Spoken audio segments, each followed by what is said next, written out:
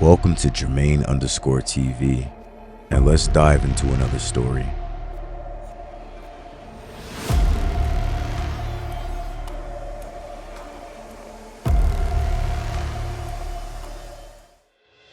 War is hell. It's an old adage, but an accurate one. The death, loss, and suffering which comes from violent conflicts touches everyone involved, civilians and soldiers alike, and on all sides of the dispute. No one walks away unscathed. Some wars are necessary, of course. Nations have the right to defend themselves against unprovoked aggression, and populations are sometimes justified in rising up against oppressive governments and dictators.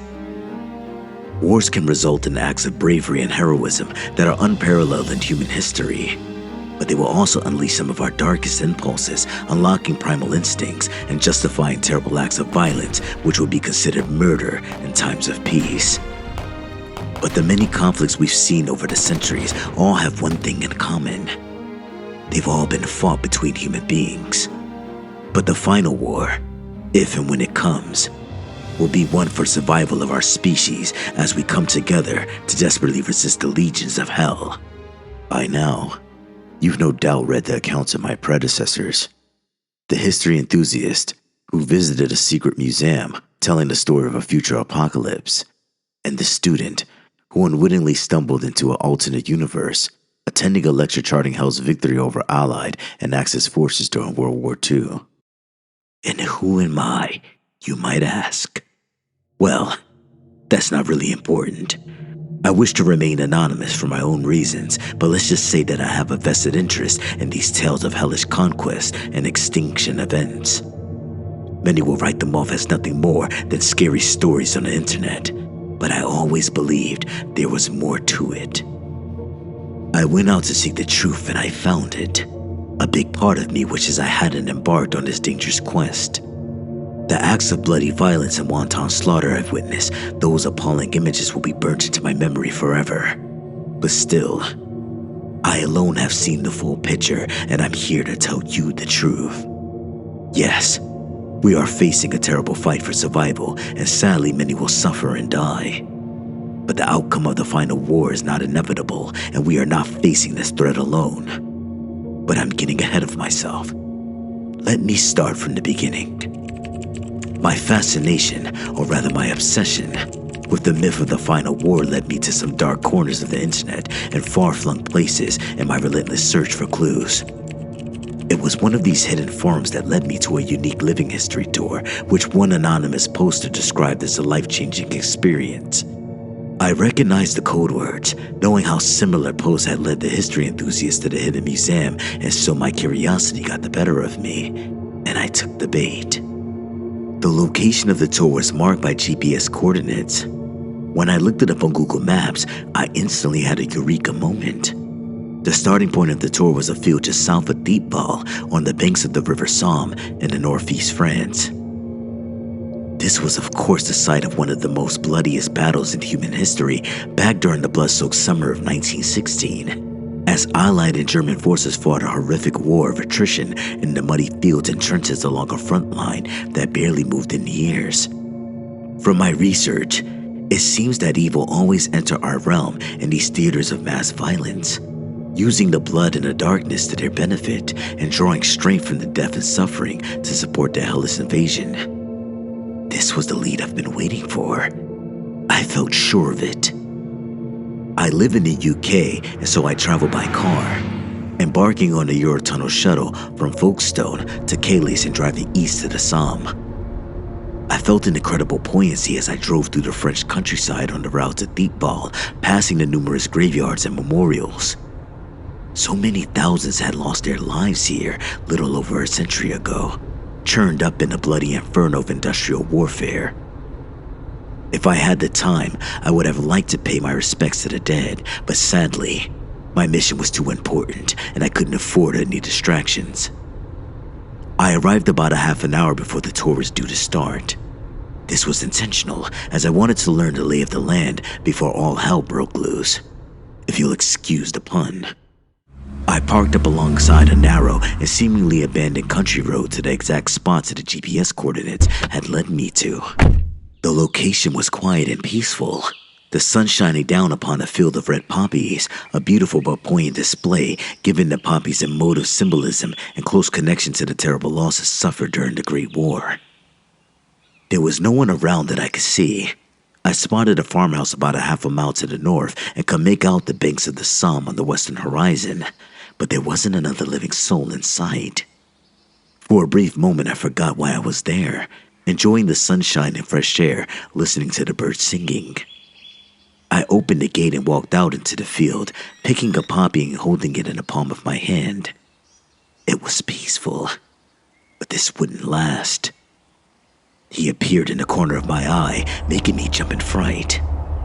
I turned to face the man who stood behind me. I knew he hadn't been there a moment before, and so his sudden appearance was disconcerting, even though I'd been warned to expect such an event. The physical appearance of this man largely matched the descriptions in the previous accounts, as he appeared near identical to the museum curator and the university lecturer. He wore thick reading glasses and a tweed suit, while sporting a tidy beard and short haircut. I don't know whether it's the same individual in every story. Probably not. The more likely explanation is, the entity has chosen to assume the identity of a seemingly harmless academic type. In reality, of course, he's anything but. It's his eyes that give him away, however, filled as they are with a barely concealed malice. He smiled thinly as he spoke, calling out to me across the field and speaking in a polite, but somehow also sinister tone of voice. "Good morning, sir. What a pleasure to meet your acquaintance." He marched across the field, the innate grin still on his lips as he held out his hand in an act of false friendship. I reluctantly shook his hand, not wishing to blow my cover at this early stage. A chill went through me as I touched his ice-cold palm and looked into his dark, hateful eyes. "Have you come far?" he asked, whilst maintaining his amicable pretense. "Yes, quite far," I replied. "but the drive was rather pleasant." "Oh, excellent, excellent," he replied enthusiastically. "Well, I see no reason for further formalities. An educated man such as yourself knows the lay of the land. So, shall we begin our tour?" His choice of words concerned me. I wasn't surprised that the tour guide was expecting me. Somehow, they always knew when we were coming. But did he know my true agenda? I certainly hope not, because this would place me in an extreme danger. Even at this late stage, I considered turning on my heels and running back to my vehicle. But I'd come this far, and knew I had to see this through. "Sounds good," I responded, noting the sly glint in the tour guide's eye and his cruel smile which never faltered. But there was a further twist in the tale to come. A moment later, and a second figure appeared by our side, seeming to materialize out of thin air. I looked upon what appeared to be an elderly woman, hunched over and walking with the aid of a stick. Her head was covered by a shawl, and she also wore a heavy winter coat, despite the fact that it was a warm summer's day. She glanced across at me, smiling sweetly and exerting a positive aura that was in stark contrast to that of the devilish tour guide. Her skin was wrinkled, but her eyes still retained a bright spark, and she surprised me by shooting me a sly wink. I was both shocked and concerned by the old woman's presence here. The previous accounts hadn't mentioned anything about a third party being present during the event. I worried that this vulnerable lady had unwittingly stumbled into this very dangerous situation. My anxiety only increased when I noticed the guide's reaction to her sudden appearance. I watched in dismay as his face turned red with rage and he angrily spat out his words. "And who are you? The hell are you doing here?" His tone was very aggressive, but as it turned out, the old lady was more than a match for him. "Good, sir. I will ask you to show some manners. I am a guest who wishes to join your tour. Is this not permitted?" She asked. "It is out of the question. I have my guest, and this tour is 101. She glanced over at me, a spark in her eye as she said, "I am sure this gentleman won't mind if I tag along. What do you say, young man?" My mind was racing. I didn't want the mystery woman jeopardizing my mission, but at the same time felt reluctant to offend her. I stuttered my reply saying, "Well, not as such, but..." But I didn't get the chance to finish my sentence as she cut me off abruptly. "There, you see?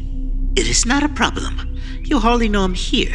The guide looked furious, glaring hatefully at the woman and then at me before he regained some level of self-control. "Fine. He finally relented. But you must not interrupt my talk or interfere with the tour in any way. Otherwise, there will be hell to pay." I recognized the threat when I heard it, but the lady didn't seem to notice the sinister undertone behind his words, merely nodding her head and replying, "I'll be no trouble at all. Don't you worry, sir." "Very well. Then let us begin." The guide continued, whilst motioning out towards the poppy-covered fields. "Welcome, guests, to the most solemn and sacred of sites. As you are aware, this location was the scene of one of the bloodiest battles of the 20th century.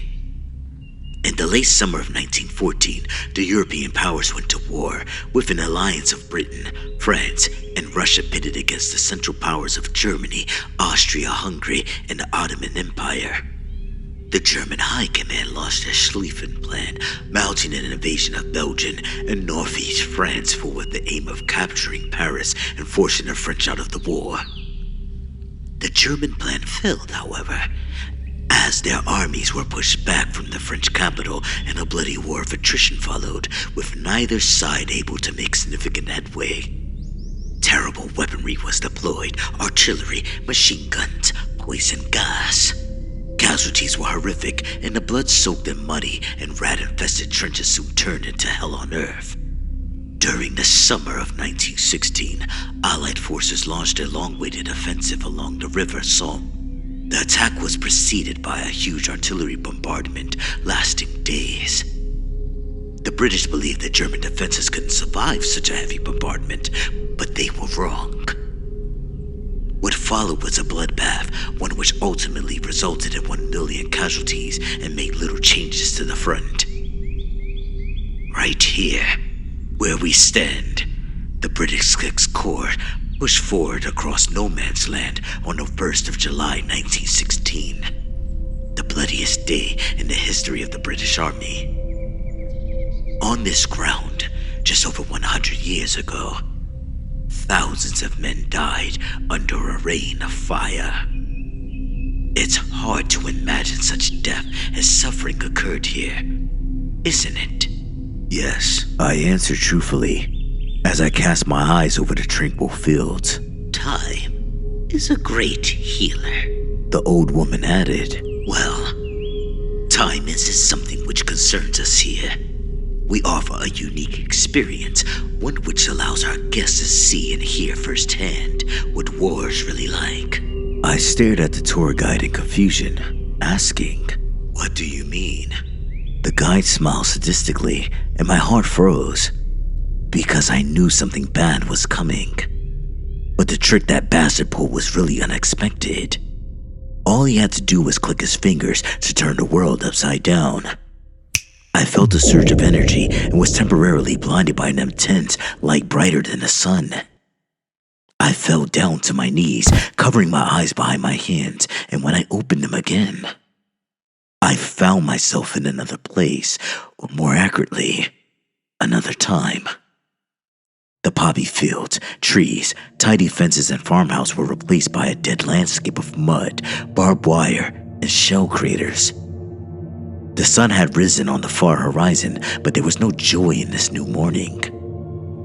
As soon as I surveyed my surroundings, my eardrums were almost burst by a series of almighty explosions and unholy fire raining down from above. I looked to the east and saw the shells falling, the blasts hitting the trench line and concrete bunkers. When I turned to the west, I saw the guns lighting up on the horizon with a second trench line in front of them. To my horror, I realized we'd been transported back to July 1916, right in the middle of the battle. What's worse, the three of us were standing in no man's land between the British and German lines. I told myself that it couldn't be possible, that this must be an optical illusion of some kind, but it all seemed so real. The mud beneath my feet, the thundering sound of the artillery barrage, and even the smell. The cordite, smoke, and awful stench of rotting corpses. I was understandably terrified because I suddenly found myself standing in the most dangerous spot on Earth, stuck between two industrial-age armies and their deadly array of weaponry. But when I looked to my mysterious companions, I saw they had no such fear. "Do not worry, sir," said the guide, this voice somehow audible even above the hellish din of the artillery. "You are quite safe as long as you stay by my side."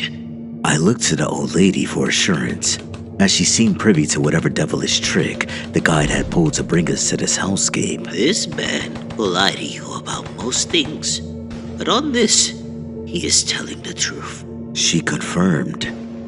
I shook my head in dismay, my brain still unable to comprehend what was happening to me.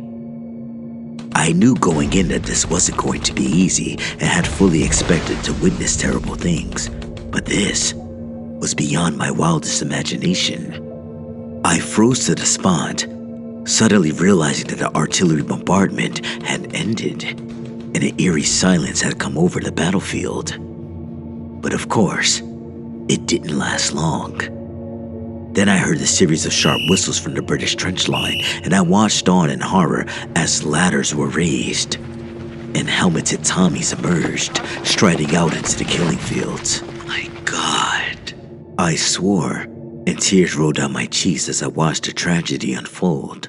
"And here they come, lambs to the slaughter," said the tour guide, a sick smile across his face as he spoke. "Lions, led by donkeys," the old lady added, a terrible sadness in her voice. The first wave of soldiers were barely out of the trenches before the machine gun fire began. A relentless barrage of bullets which cut human beings to shreds. Soldier after soldier fell, dropping dead or wounded in the mud and wire, their awful screams audible even above the heavy din of gunfire. But still they came, company after company of brave men throwing themselves into the breach, stepping over the body of their kinsmen as they pushed forward towards the German lines. We were literally standing in the middle of this living hell, watching as bodies fell all around us.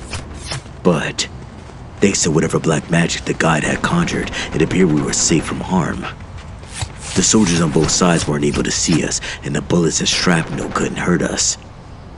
There was death and devastation all around us, but it was like we were contained within some kind of protective bubble. But still, no man's land was a living hell, and as young men continued to fall in a wanton slaughter, their fragile bodies torn apart by high-velocity bullets and their blood and guts littering the battlefield. One young soldier fell only feet away from where I stood, dropping his rifle as a bullet pierced his chest. He looked up as he fell, his eyes full of pain and fear. I swear he made eye contact with me for a brief moment before he took his final breath and left the mortal plane. The old lady walked up beside me and spoke into my ear. "Such a sad thing, to see a young life snuffled out so violently. He died alone and scared, so far from home. What was his name? Where was he from? What were his hopes and dreams? Each death in its own individual tragedy, and there are so many." Her words moved me, but they clearly angered the guide. "Bah! Enough of this sentimental rubbish," he snarled. "War is war, and besides, the main event is still to come." I shot him a look, wondering what he meant, and all of a sudden everything stopped. The machine guns and artillery all ceased, and the advancing troops, those who were still alive, stopped in their tracks, simply standing still in the middle of no man's land.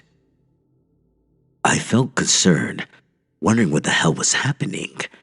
Had a ceasefire been called? No, that couldn't be right. It didn't match the history I had learned. I had a terrible feeling deep in the pit of my stomach, knowing that something horrifying was about to occur. The ground beneath our feet shook, and I almost fell down into the mud. I looked to my companions and noted the sharp contrast in their expressions.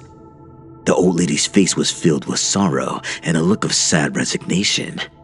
Meanwhile, the guy was almost giddy as he watched the chaos unfold. Violence and death on this scale. This carnage always presents an opportunity for our forces. But of course, you already know this, don't you, sir? He winked at me in a frightening fashion, and I knew right then that he was on to me. I opened my mouth to speak, but didn't get a chance to respond. As a moment later, the two trench lines lit up in a fiery inferno. In a panic, I looked up into the morning sky and saw hundreds of fireballs descending, each the size of a car and each guided by an unseen force. They hit both the British and German lines simultaneously and with deadly precision, setting the trenches on fire and causing utter carnage. Our initial attacks are infinitely more successful than artillery strikes, Announcing the guide. delving deep underground and incinerating men inside their bunkers. The mortals don't stand a chance. As if to emphasize his point, I heard the chilling cries of men being burnt alive, and my nostrils were filled with the foul stench of burning flesh. It was difficult to imagine a battle as brutal as the Somme becoming even more horrific. And yet, this was what I was witnessing. I realized then that the demonic guide hadn't just transported me back in time, but also to another dimension. One where Hell's legions had chosen 1916 as their year of invasion. The fiery orbs almost came first. I knew this from reading the previous account. But this wasn't the end of the assault. I turned slowly, seeing movement out of the corner of my eye. Glancing downwards, I was horrified to witness the dead soldier suddenly twitch and then move. His body brought back to life by a dark force. His joints cracked as he clumsily stood, his eyes dead and his jaw hanging open. He looked like some kind of meat puppet held by an invisible string, and for a brief moment, he, or rather it, stood still, seeming to stare straight at me. When it charged, I screamed, and my instincts told me to flee. But when I tried to run, the old lady grabbed my arm tightly, holding me back. I was surprised by how strong she was. Don't. She ordered, If you leave this circle, you will die. and she was right. The reanimated soldier ran right past us, instead sinking his teeth into another British Tommy, hungrily devouring a young man who may have been his friend only minutes before. I turned away in disgust from the gore, only to discover this gruesome scene was being replicated all across the battlefield as thousands of British and German soldiers came back in a zombified state, launching savage attacks against the living. Former enemies became allies as they desperately fought back against the zombie hordes, firing rifles and machine guns and ultimately fighting back using bayonets and rifle butts. But it was futile, as every time a man fell dead, he would immediately come back on the enemy side. Soon, all of No Man's Land was dominated by the zombie hordes, and they hunted down the survivors in a bloodthirsty frenzy, tearing men to pieces with their bare hands and feasting upon their still warm flesh. I was horrified, dropping to my knees and vomiting in the mud, my whole body shaking as I felt like I was going to pass out. The old woman placed a delicate hand on my shoulder and spoke soothing words into my ear. There, young man.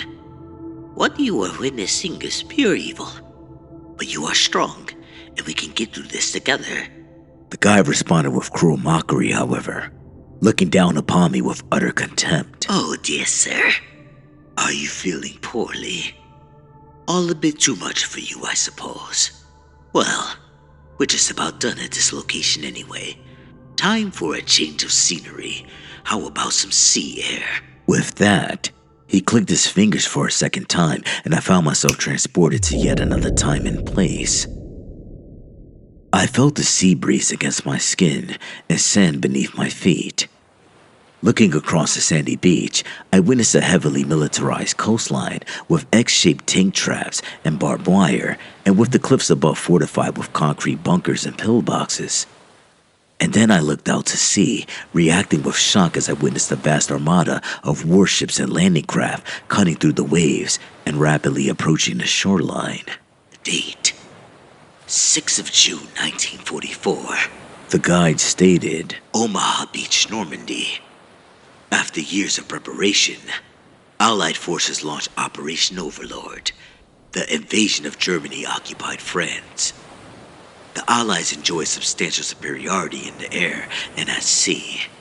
But the German coastal defenses are strong, and the first wave of infantry will be vulnerable. The supreme sacrifice those young men will make. The old lady added, Traveling halfway across the world to fight against an evil regime, all in the name of liberty. We bear witness to heroics even in these dark times. They fight because they believe there's something greater than themselves. The guy snarled at the woman, casting her a hateful look. The tension between the two was growing, and I feared how it would end. But there wasn't time to think about that now, as once again the chaos of battle took a hold of all around us. Shells flew over our heads, with Allied destroyers bombarding the shore fortifications and German 88 guns shooting back at them. Several of the landing crafts were hit, exploding into fiery infernos, the GIs on board dying horribly before they even reached the beach. The next wave didn't fare much better. As soon as the craft reached the shore and landing ramps came down, a heavy barrage of bullets from the German machine guns tore into the American soldiers, killing and wounding dozens in a matter of minutes. Still they came, advancing up the beach, using the metal obstacles for cover as they returned fire and slowly pushed towards the cliffs. Many men were dying before my very eyes, and it was a horrific sight. But I was also confused. I was thinking back to the student's account, the one who attended the lecture in the alternate hellish realm. In that dimension, Hell's legions had invaded in late 1942, and so the D-Day landings had never taken place. So, what was this? What was the guy subjecting me to? Was I seeing Normandy invasion in my own timeline, or was this the history of yet another alternate dimension? I soon got my answer. My heart froze as the ground shook and the battle suddenly paused. As I knew what was coming next, my attention was drawn to the cliffside as suddenly the German pillboxes were struck by deadly fireballs and exploded into flames.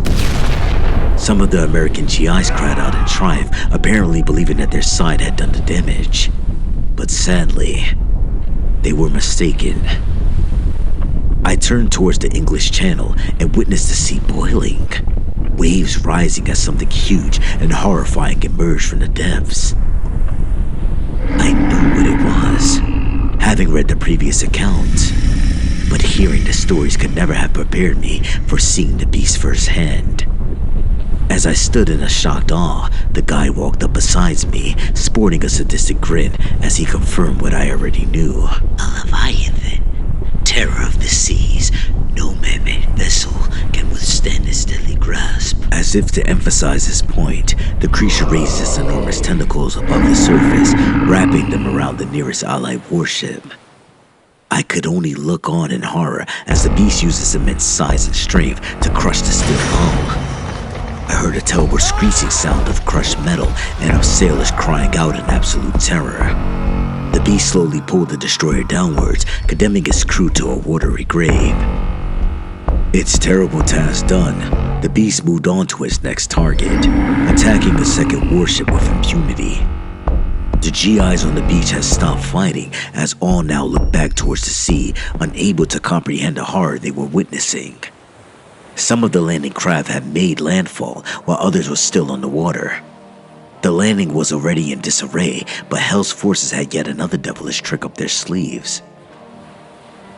I saw movement underneath the water surface as yet unseen predators swam into position and prepared to attack. The first beast leapt up from the water, literally jumping into a waterborne landing craft and tearing into the menace's side in a bloody massacre.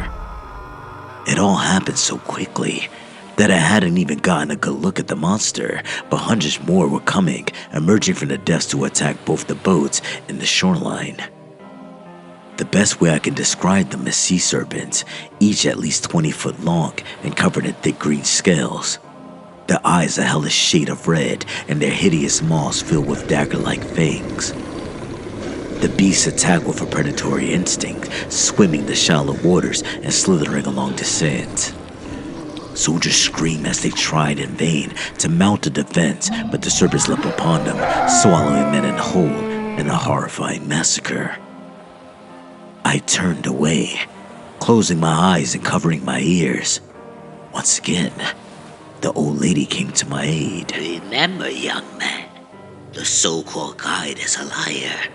You cannot trust what he shows you. I opened my eyes and raised my head, meeting her gaze as I shouted my angry reply. But this has happened. It is history. Maybe not in my world, but that doesn't make it any less real. The woman smiled thinly, shaking her head. The truth is not so simple. And there is always hope. She answered, pointing towards the cliff face. Look. I glanced over to the end of the beach, amazed to see German and American troops combining forces, forming a defensive cordon and shooting down serpents, killing several as they held the line against all the odds. Very admirable, the guide said, but sadly futile. He nodded his head upwards, and I saw the monsters descending from the blue skies. Merely dots at first, but then I made out their true form. Harpies, winged demons, red-scaled and armed with sharp razor fangs and claws.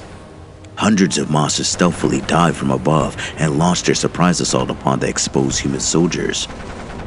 I saw the massacre coming and cried out a warning, forgetting for a moment that these men could neither hear nor see me.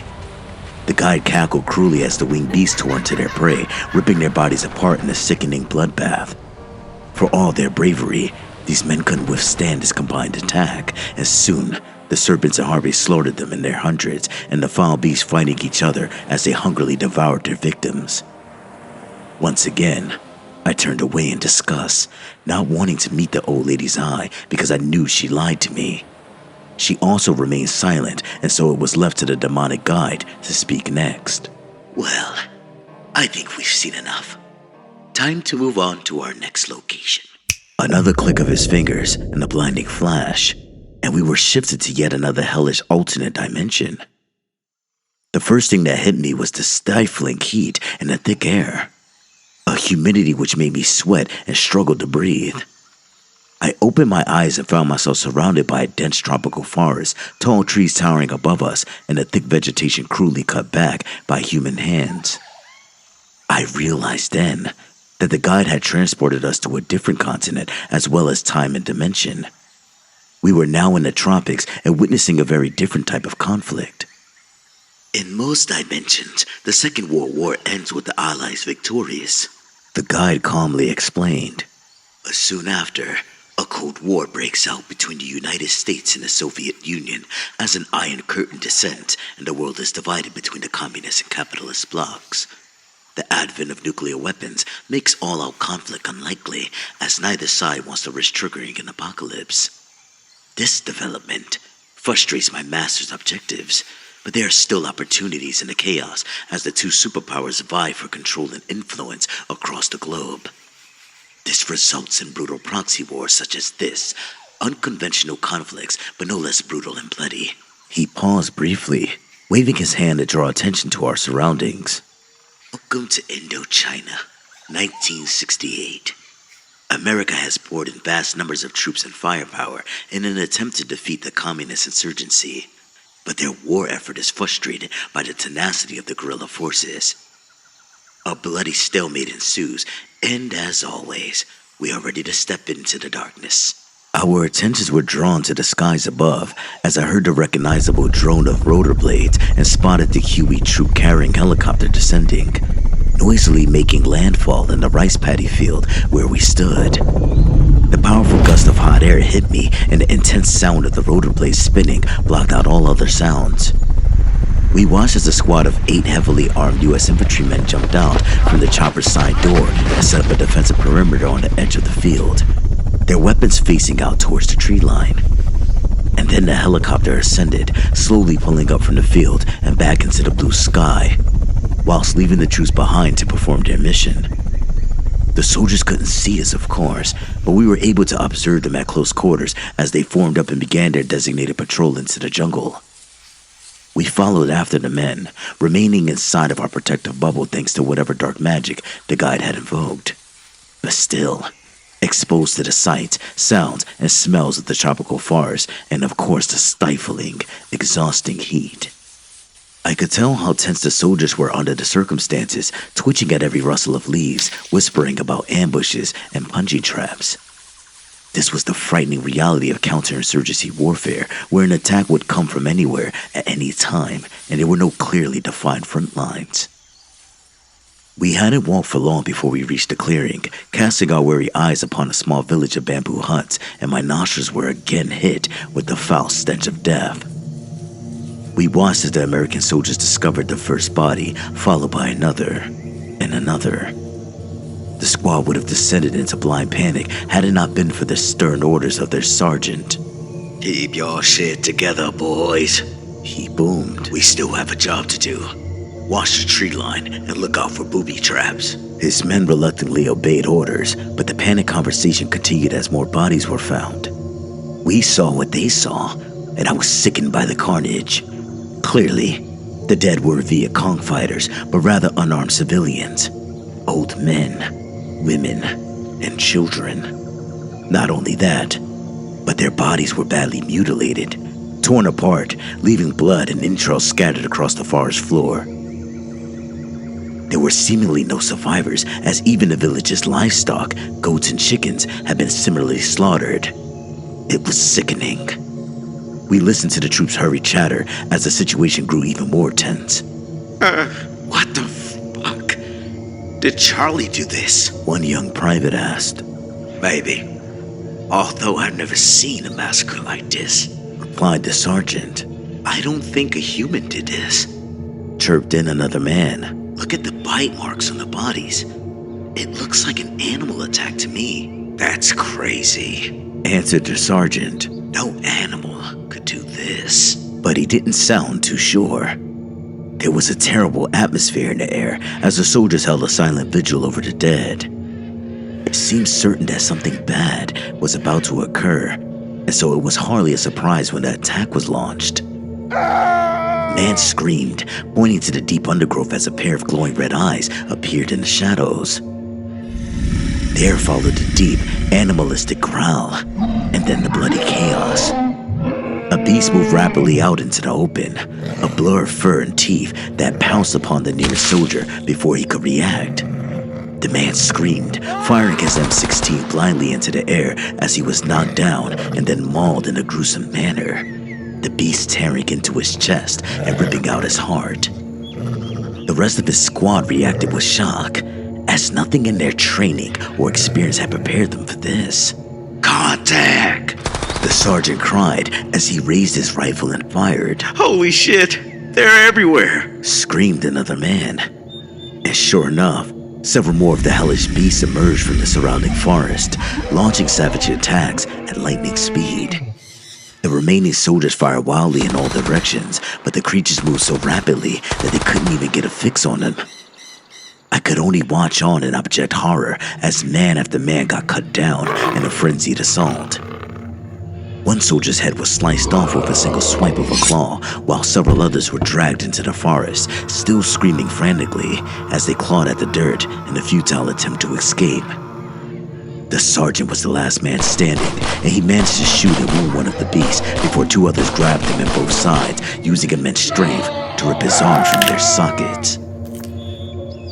It was only then that I got a good look at the creatures as they finished the slaughter and feasted upon the flesh of their newest victims.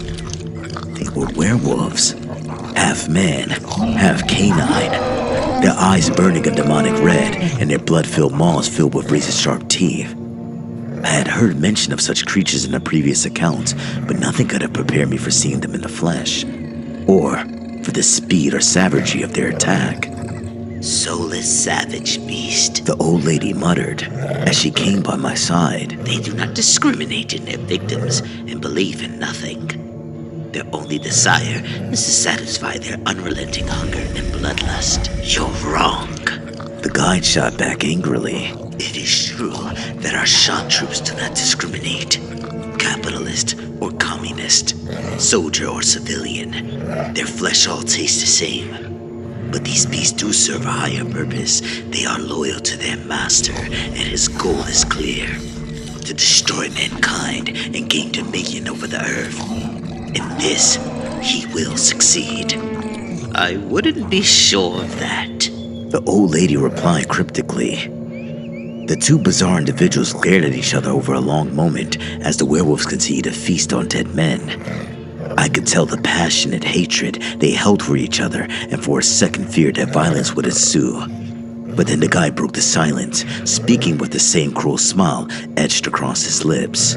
Well, I guess further proof is required, even after everything we've seen. But that's okay.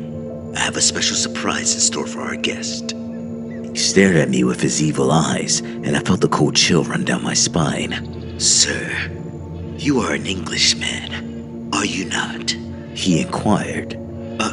Yes. I replied nervously, fearing where this was going. Very good. The guide continued. Let's take a glimpse at your country's near future. Another flash of light, and suddenly I found myself in my home city of London. Standing on that I believe was Oxford Street, but it was not the busy shopping district I remembered. England's capital had been transformed into a post-apocalyptic hellscape, with the streets abandoned, shop fronts smashed open and looted, and the skyscrapers and historical buildings burning. Welcome home. The guide sneered with a perverse satisfaction. Not quite as you remember it, I expect. The year is 2020-something. Well, why ruin the surprise? Now watch. I felt the rage building up inside me as I clenched my fist.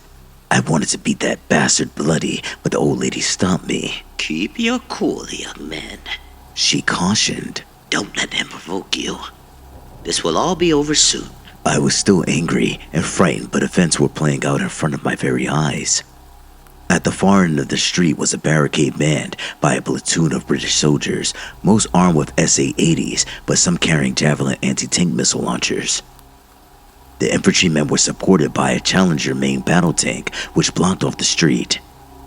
I guess these troops were mounting a last-ditch defense, but from what? I soon got my answer. The ground shook beneath our feet, and I heard a loud thumping on the asphalt, a thunderous booming sound which grew even louder. Suddenly, a huge creature smashed through one of the ruined buildings, emerging onto the previously empty street. I looked up, horrified to see a demon 60 foot tall, with the horned head and hoofed feet of an animal, but the body of a man, adorned in thick steel armor. Its eyes burned a fury red, and it opened its huge mouth to reveal rows of shark-like teeth. The beast emitted a terrifying roar, which filled the air, and it charged down the street towards the troops, the ground shaking underneath its huge hooves. The soldiers opened up with every weapon at their disposal. The rifle rounds had no effect, merely deflecting off the demon's armor like pebbles bouncing off a metal sheet. But then the Challenger opened fire with its main cannon, producing an almighty boom.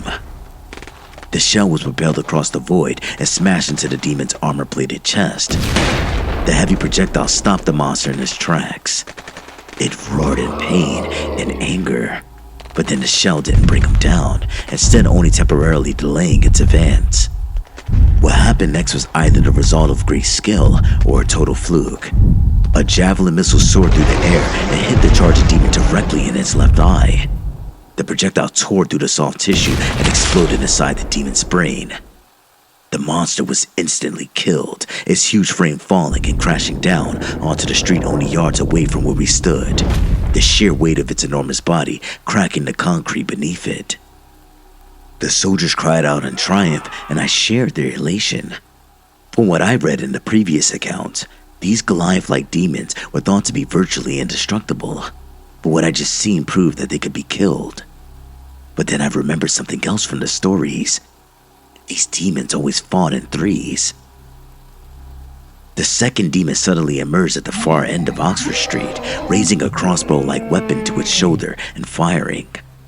A bolt tore through the air as fast as any man-made missile, smashing into the tank and tearing through its thick armor, reducing the high-tech war machine to a flaming wreck.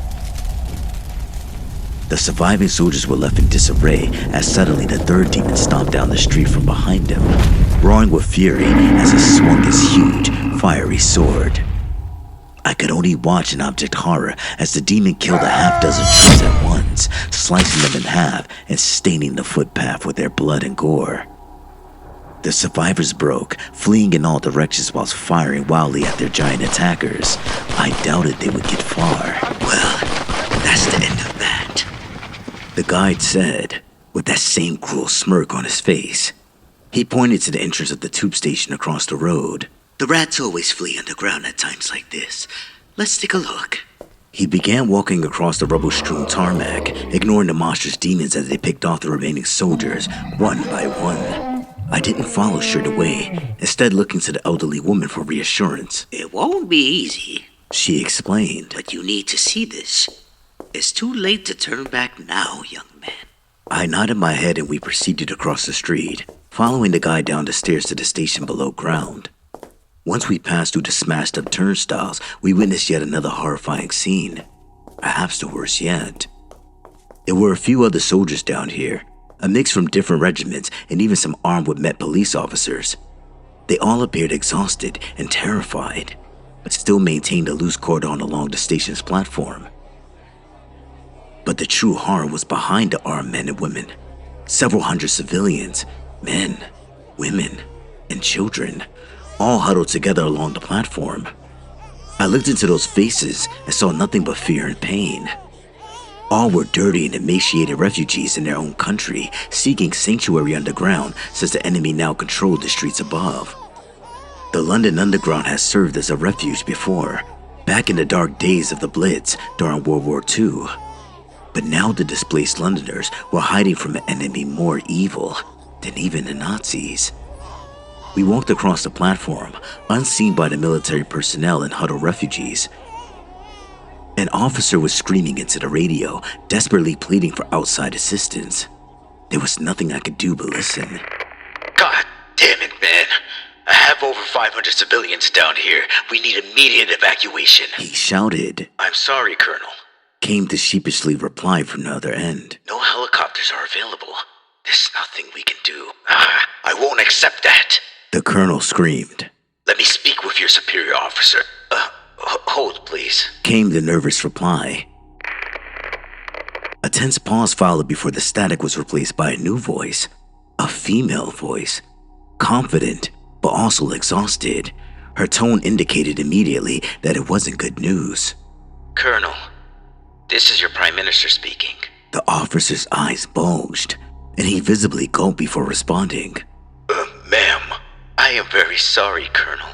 She continued. This is the most difficult decision a leader will ever have to make, and I thought I owed it to you, to tell you in person. There was a tense pause, as it seemed the politician was struggling to find words. My military advisors tell me there is no other alternative. I have authorized Operation Holy Fire. Trident has been deployed. I am so sorry, Colonel. Your sacrifice will not be forgotten. And with that, the radio call abruptly ended.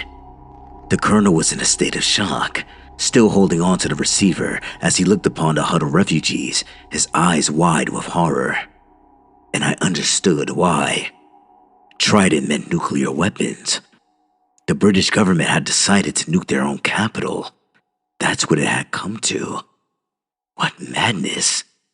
What desperation had led them to this place? Mercifully, there wasn't long to wait before the terrible end. A thunderous boom and a wall of fire, and the ceiling collapsed, burying hundreds of screaming civilians and soldiers under tons of debris. I fell to my knees, covering my eyes and ears in a futile attempt to drown out the horror. But it was all over, almost as quickly as it had begun. And the smug guide transported us back to the present day. I found myself curled in a ball on the platform of Oxford Circus tube station. The guide and the old lady standing over me as puzzled commuters pushed past us. "Are you alright, mate?" asked one man as he looked down upon me with concern. I quickly composed myself, wiping the cold sweat off my forehead as I stood up on my shaking legs. Yes, I'm fine." I answered sheepishly, although in reality, I was anything but. I'd been dragged through hell and back, but I knew this wasn't over. I looked to my two companions, but found they were almost oblivious to my presence, glaring at each other across the crowded platform. "Time to end this." The guide snarled through clenched teeth. "Agreed, The woman replied. but not here." "Fine." The guide answered before he clicked his fingers again. Another flash of light, and we went to another place. In an instant, I was hit by a freezing cold wind that chilled me to my bones. Looking around, I saw we were now stood upon a frozen mountain with nothing but white snow in every direction. My teeth chattered and my whole body shook uncontrollably as the guide spoke. "The Watkins Range, Greenland. Nothing much has ever happened here, but it is isolated and far away from curious eyes, and so will serve our purpose." I continued to shiver, wondering how I could survive this intense cold. The old lady broke eye contact with her adversary, looking down upon me with sympathy in her eyes. To my shock, she removed her heavy coat, revealing the frail body underneath. "Here you go, young man," she said, whilst holding the coat out to me with her bony hand. I shook my head and muttered through my blue lips. I can't." No matter how cold I was, I wasn't going to deprive an 80-year-old woman of her winter coat. "Trust me, She replied with a kind smile. you need it more than I do." Somehow, I believed her, and I wasn't about to look a gift horse in the mouth, so I took the coat and put it on, savoring the warmth and protection it offered. "Very touching. The guide mocked. You're quite the guardian angel, aren't you? I do what I can to bring some small comfort." The lady replied, whilst fiercely meeting the guide's eye. "You bloody bitch. He spat out hatefully, his face turning red with fury. You think I don't know who you really are? I clocked you as soon as I saw you. How very perceptive of you." She replied sarcastically. This only added to the guide's anger. "What the fuck are you doing here?" He shouted. "I'm here to stop you." She responded firmly, without missing a beat. He laughed in a cruel mockery before answering. You still don't get it, do you? We will win. Earth will fall and humanity shall perish. That's inevitable. In every timeline, we will ultimately emerge victorious. The woman smiled faintly before delivering her rebuttal. "Nothing is inevitable. The future is not set in stone, and whatever evils your master has perpetrated can be undone. You will not win." Enough talk! The guide screamed, his eyes bulging with rage. Let's settle this. And then, hell really did break loose. The first thing I noticed was the guide's eyes turning a hellish shade of red, and then the horns which suddenly extended from his forehead. His white teeth became fangs, and his body grew at an impossible rate as his height doubled, then trebled, and it didn't stop there. I stepped back, looking up in horrified awe as our former guide transformed into one of those Goliath-like demon foot soldiers. Close to 60 foot tall, his hooves buried deep in the snow. He roared at a deafening volume, so loud that I feared that he might cause an avalanche. But instead he produced a huge sword, easily 3 times the length of a man. The hideous weapon burned red with a fiery intensity, suddenly heating up the otherwise freezing environment. I was horrified to witness the so-called guide in this monstrous true form, a soldier of hell, ready to do battle. But I wasn't his target. The beast's focus was on the old lady, and, on paper, it couldn't have been a greater mismatch. But the elderly woman wasn't as she appeared either. When I glanced back in her direction, I saw she was changing too. Turning into a much younger and stronger woman, her hair silver and eyes a striking shade of deep blue. Her body grew too, and soon she towered over me. But that wasn't all. I watched in astonishment as the woman extended a pair of huge wings from her back, flapping them smoothly as she rose up from the snow-covered ground. And then I finally understood. The woman wasn't human. She was an angel. My guardian angel in disguise, protecting me this whole time.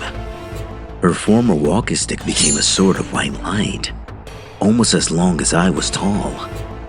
At her full height, she was at least 12 foot tall, but still dwarfed by the giant demon opposing her. I didn't know how she could win this fight, but my angel was full of surprises. The demon roared once more, charging across the snow as the whole mountain shook beneath his huge hooves. He swung his mighty sword with brutish strength, attempting to slice the angel in two. While he had the size and strength, she had the speed and agility. The angel flew out of the path of the fiery sword, deftly avoiding the killer blow. The demon roared in frustration as it pulled his sword out of the snow, but the angel had already launched her counterattack, soaring in low and cutting her enemy across his thighs, slicing deep into the exposed flesh. The monster cried out in pain, angrily swinging his sword in her direction, but once again, she dodged the blow and struck back. The routine was repeated several times over, with the demon thrashing out and the angel avoiding the blows before launching her own small attacks, cutting the beast repeatedly on his chest, arms, and legs. I guess she was trying to kill the demon through 1,000 cuts, gradually draining its strength and bleeding him out. It was a good strategy, but her luck didn't last. The angel was a fraction too late as the fiery sword came down upon her. She managed to parry the heavy blow with her own sword, but the sheer force of the strike knocked her out of the sky, throwing her body backwards as she hit the ground hard. I gasped in horror, looking to the spot where my guardian angel had fallen and silently begging her to get up, but it seemed like she was incapacitated. The demon sported a sadistic grin, showing his shark-like teeth as he raised his mighty sword and went in for the kill. I feared it was all over, but at the last possible second, the angel opened her eyes and moved. The demon's sword was harmlessly buried in the snow as the angel darted upwards, extending her sword and screaming with a righteous fury as she soared upwards, acting like a missile homing in on his target. She hit the demon square in the chest, stabbing him right where his heart would be. The monster cried out in agony, and his huge frame suddenly falling backwards as the angel withdrew her sword from his flesh, letting the monster's red blood spill all over the pure white snow. The demon landed heavily on the mountainside, the sheer weight of its immense body shaking the ground underneath him. But the mortally wounded monster would transform once again in its dying moments, changing back into its human form. The guide lay inside the huge crater, his heart pierced as he bled heavily. The angel and I ran to his side, getting there just in time to hear his final words. The demonic entity laughed even as he choked on his own blood. You think it's over? He spluttered, his eyes still full of hatred as he glared up at us. You think you've won, but you're wrong. My master will not stop. He will continue the fight, and we will be ready for him. The angel replied defiantly. The guide tried to speak again, but instead, the blood poured from his open mouth and he closed his eyes for the last time.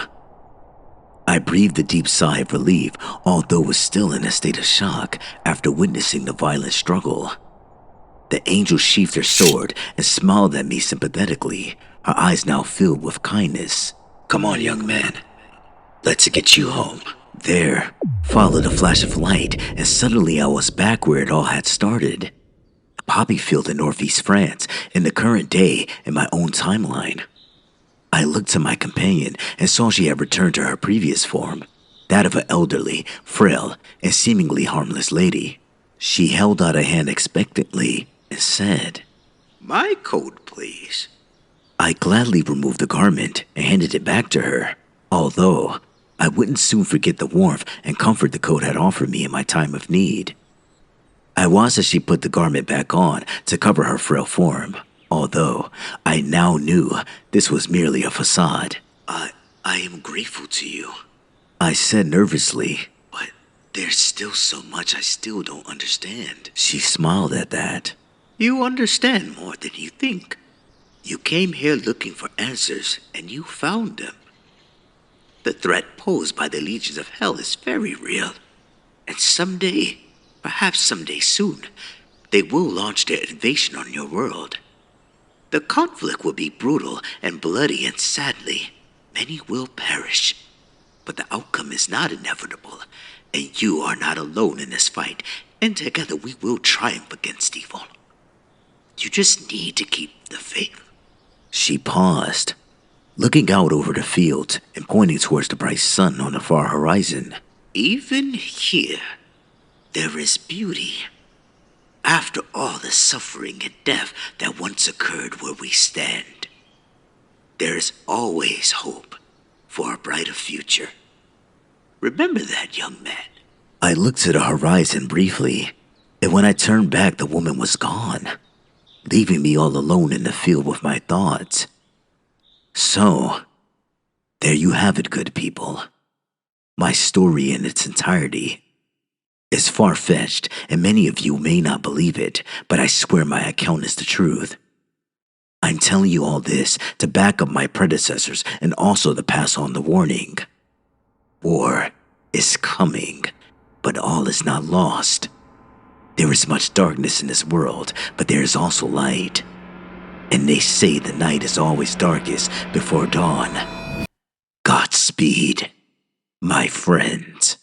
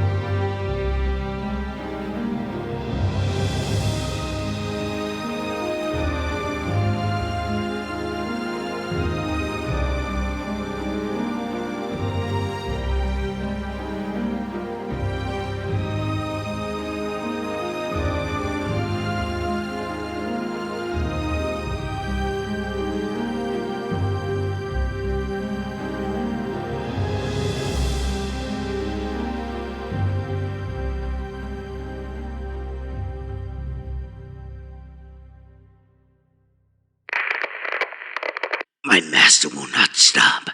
He will continue the fight, and we will be ready for him. This concludes our story. Thank you for listening. I hope you enjoyed the content. Please like, comment, and subscribe, and I'll see you in the next video. Bye.